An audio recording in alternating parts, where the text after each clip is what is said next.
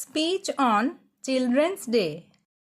Good morning everyone, respected principal, teachers and my dear friends.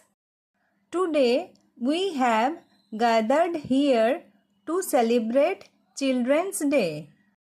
We celebrate this day every year on 14th November. This day is also the birthday of Pandit Jawaharlal Nehru, the first Prime Minister of India. He loved children very much and believed that children are the future of our nation. We lovingly call him Chacha Nehru. On this day, schools organize games, cultural programs, and other fun activities to make children feel special. Children's Day is not just for fun.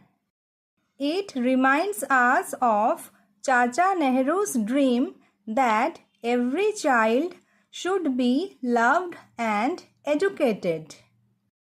He always said that the children of today will make the India of tomorrow.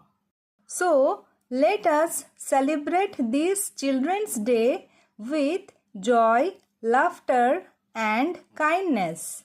Let's promise to follow Chacha Nehru's dream and build a bright future for our country.